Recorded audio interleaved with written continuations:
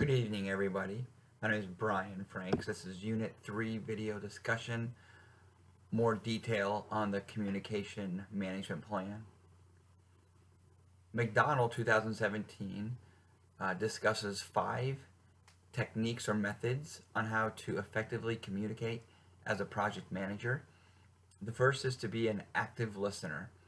Here, the receiver of the message confirms that the message was received correctly by asking questions, giving feedback, and other visual signs such as a head nod, or a simple type of noise to let the project manager know that the message has been received.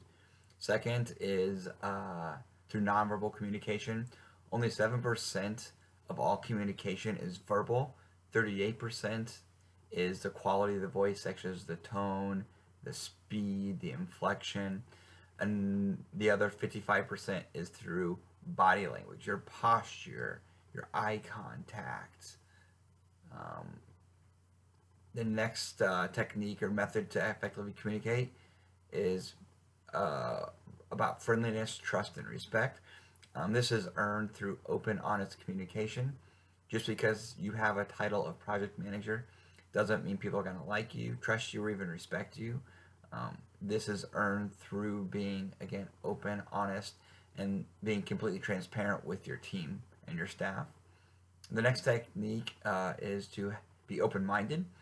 Um, as a project manager, nothing is going to go 100% according to plan. So we need to be flexible and willing and able to change, not just when something comes up on the project, but also when you receive feedback, accepting it and not taking it personal, but taking the feedback and learning how to change and adapt accordingly.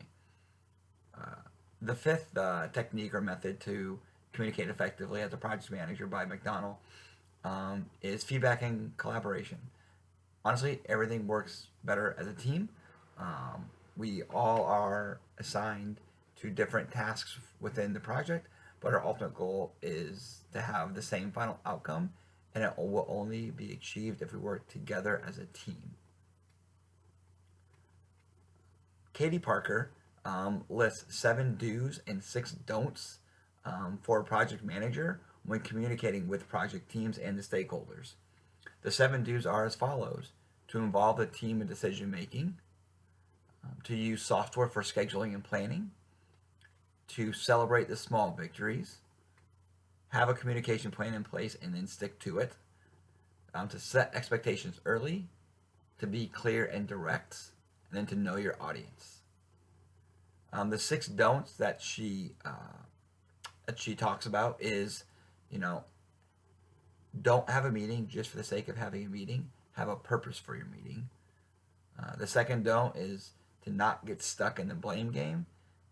Things are going to happen with any project. The key is to not just try and pass the blame or pass the buck to someone else. Take ownership of it, figure out what happened, fix the problem, and move on. The next don't is to don't make assumptions. My dad growing up had a saying, that what are the first letters of assumption? When you assume something, you make everybody look ridiculous. So it's better to actually ask and find out rather than just assuming. The fourth don't is to not give out too much information. Sometimes people are on a need to know basis. They don't need to know everything about everything. Um, Give them what they need to know to be successful, and be selective as far as the information that you give out to everybody. Because again, not everybody needs to know all things about the project. And next, don't is to don't forget to listen. Oftentimes, as a project manager, we might think we know all the answers or we know everything, but we need to listen to everybody that is involved in the project, from team members to stakeholders, just so that way we can make sure that everybody's on the same page. If there are any issues, we can find out these issues and get them resolved quickly. The last don't is to don't ignore bad news. It's never good when we receive bad news on any level, personal life or in a project. The key is to not just hear it and then ignore it, but when you hear it, you need to address the bad news, whatever the bad news may be, um, and fix it or find a solution for whatever that bad news or negative news may be. Don't ignore it. hear it and take it head on. Bruce lays out 6 major components for the communication plan. The first is to develop the purpose. Basically, here we're supposed to develop a mission statement and a vision. This will guide the overall project and give it a sense of meaning. The next is to set the goals. These goals could be described as KPIs or key performance indicators.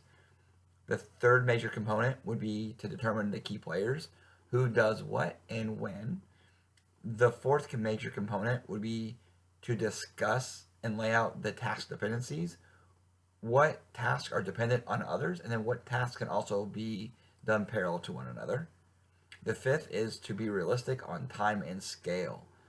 Basically, here we never want to overpromise. In my current line of work, enterprise rent-a-car, we have a saying with customer service: is you never over. So the saying is, never overpromise and always overdeliver.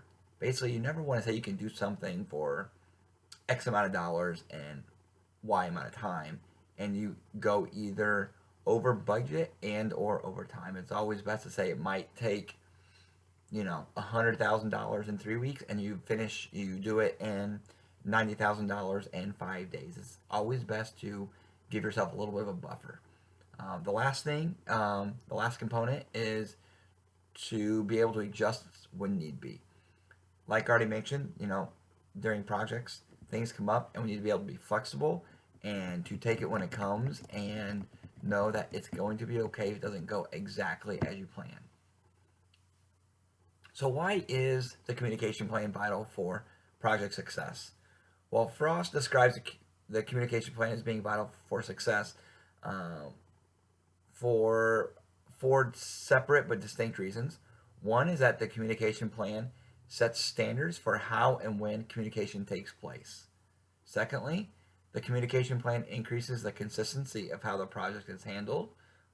3, the communication plan increases productivity because everybody knows what their role is, when it's supposed to be done, and how it's supposed to be done. And the last major reason Frost describes as the reason for the communication plan being necessary is that it allows for the desired outcomes to be achieved. When it comes to who the most important person is on the communication plan and why, in truth, all players play a role in the communication management plan and all are important. However, the project manager is the most important person. The project manager sets the tone for the whole project, and an effective project manager and leader gets buy-in from all other people involved, team members and stakeholders, and thus this buy-in is created by having an effective communication plan and letting everybody know what is going on and how it's going to be achieved. The project manager, therefore, would be the most important person because they are the ones who communicate everything to everybody, and they are the ones who are to get buy-in, and they get this buy-in by having a great communication plan.